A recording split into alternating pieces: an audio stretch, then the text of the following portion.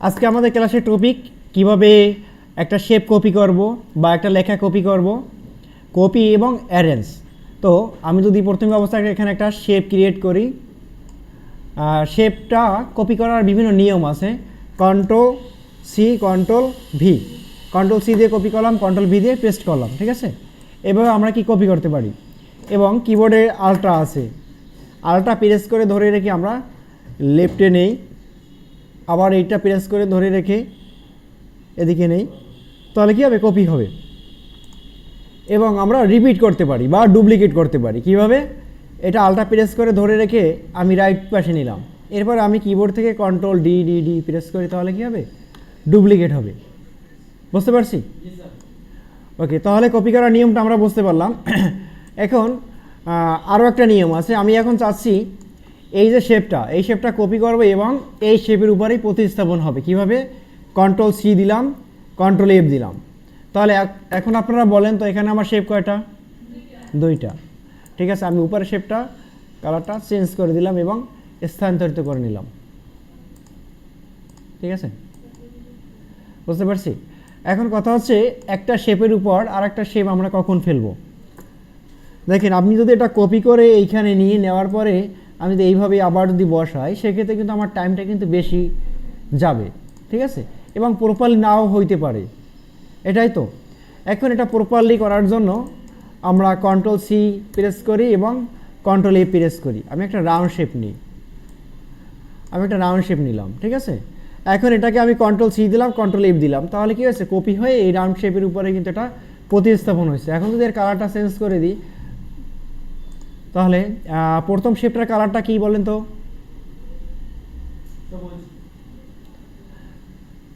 উপরে শেপটার রং কি? লাল। এখন আমি এটা ছোট করতে চাচ্ছি। ঠিক আছে, শিফট অল্টা ধরে আমি এটা ছোট করে নিই, এই যে ছোট করে নিলাম। ঠিক আছে, এখন চাইলে কি এটা আমি ডিভাইড করতে পারি। দেখেন, দুইটা সিলেক্ট করলাম, সিলেক্ট করে শেপ বিল্ডার টুল দিয়ে আল্ট্রা প্রেস করে এটা ক্লিক করি, আমার কিন্তু এটা দুইটা কি ডিভাইড হয়ে গেছে। এখন এই কাজটা আমি যদি এইভাবে করি, দেখেন একটা শেপ ক্রিয়েট করলাম, এরপর এটা এখানে নিলাম, শিফট অল্টার ধরে এটা আমি ছোটো করে নিলাম, এরপর আবার এইখানে বসাইলাম, কালার চেঞ্জ করলাম, আবার আমি অ্যালাইন আনলাম, horizontal align centre, vertical align centre, এটা অনেক সময় যাবে না? এখন আমার সহজ নিয়ম আছে, control C, control F, shift alter ধরে আমি এটা ছোটো করে নিলাম এবং কালারটাও চেঞ্জ করে নিলাম। ঠিক আছে, তো আমরা কপি করাটা শিখলাম। কপি করার নিয়ম হচ্ছে একটা শেপ কন্ট্রোল সি দিয়ে কপি, কন্ট্রোল ভি দিয়ে পেস্ট। ঠিক আছে, কন্ট্রোল সি দিয়ে কপি, কন্ট্রোল ভি দিয়ে পেস্ট। এরপরে হচ্ছে এটা আমরা কিবোর্ড থেকেও করতে পারি, আল্ট্রা প্রেস করে ধরে রেখে আমরা এদিকে সারি, এভাবে আমরা কপি করতে পারি। আমি কিন্তু কিবোর্ড থেকে আল্ট্রা প্রেস করে ধরে রাখছি, এরপরে ধরে আবার এই পাশে সারি, কী হয়েছে, কপি হয়েছে। আবার আমি অন্য আরেকটা পদ্ধতিতে করতে পারি, আল্ট্রা প্রেস করে কপি করে এখানে সারি। ঠিক আছে, সারলাম, কন্ট্রোল ডি ডি দিলাম, এটা কী হচ্ছে, রিপিট হচ্ছে।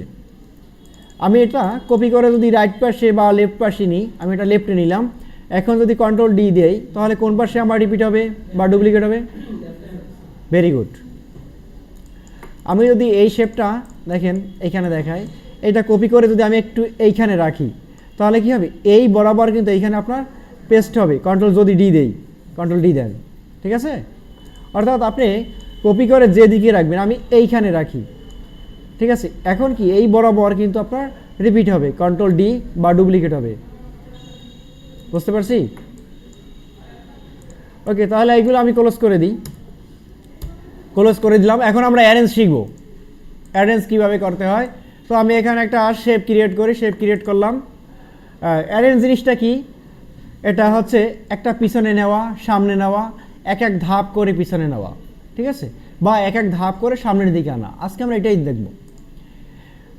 তো এখানে আমার দুইটা শেপ আছে, আমি আরেকটা শেপ করে নিলাম, তিনটা করে নিলাম।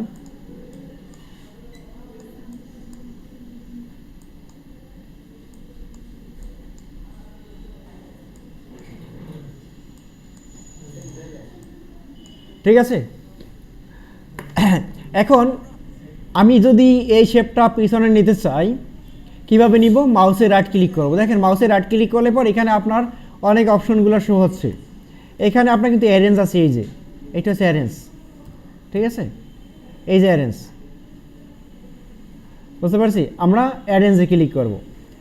অ্যারেঞ্জে ক্লিক করার পর দেখেন এখানে কি কি লেখা আছে, ব্রিং টু ফন্ট, দেখা যায়, মানে কি সামনে আসবে। এরপর আছে একেবারে লাস্টে সেন্ড টু ব্যাক, মানে কি পিছনে যাবে। এখন এরপরে সেকেন্ডটা আছে ব্রিং টু ফরওয়ার্ড, মানে কি একটা একটা করে ও কি সামনে যাবে, ঠিক আছে। সেন্ড টু ব্যাকওয়ার্ড মানে কি একটা একটা করে পিছনে যাবে। এইটাই এখন আমরা দেখব। এই যে শেপটা, এটা আছে কি আমি একেবারে পিছনে নিয়ে যাব। এই শেপটা পিছনে কিভাবে নিব বলেন তো? মাউসের রাইট ক্লিক করে অ্যারেঞ্জ, সেন্ড টু ব্যাক, একেবারে পিছনে গেছে নাকি, বুঝতে পারছি। এখন এটা সবুজ কালার আমি করলাম। এখন এটা সামনে আনবো কিভাবে? একেবারে অ্যারেঞ্জ, বলেন জোরে বলেন, bring to font. Bring to ফন্টে ক্লিক করে দেখেন আমার সব কিছু কি সামনের দিকে চলে আসছে, ক্লিয়ার? হ্যাঁ, এখন আমি এই যে আপনার গ্রিন একটা শেপ আছে, এই শেপটা চাচ্ছি কি ব্ল্যাকের পিছনে নিব। কিভাবে নিব? মাউসের রাইট ক্লিক করে অ্যারেঞ্জ, সেন্ড টু ব্যাকওয়ার্ড, একটা একটা করে পিছনে যাবে, গেছে। আবার আমি যদি এখন এখান থেকে অ্যারেঞ্জ ব্রিং টু ব্যাকওয়ার্ডে ক্লিক করি তাহলে কি পিছনে চলে গেছে। হ্যাঁ, এখন এইটা যদি আমি সামনে আনতে চাই কিভাবে আনবো?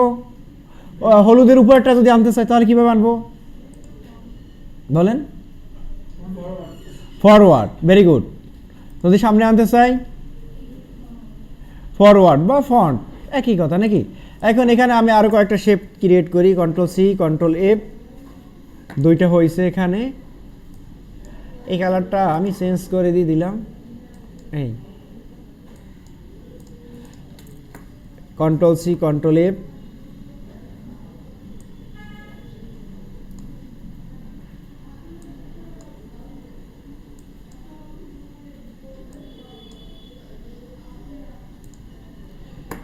এখন এইটা আমি পিছনে নিই, দেখেন মাউসের রাইট ক্লিক করে arrange, send to backward.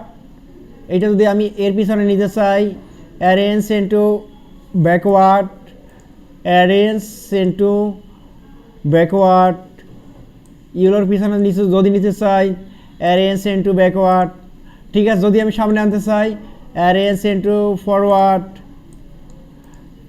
Arrange, send to forward, arrange, send to forward, ঠিক আছে। বা ফন্ট, আমি ফন্টে করছি, ঠিক আছে। তাহলে তো বুঝতে পারছেন বিষয়টা। হ্যাঁ, আপনি ক্লাসের বাইরে কেন গেছেন?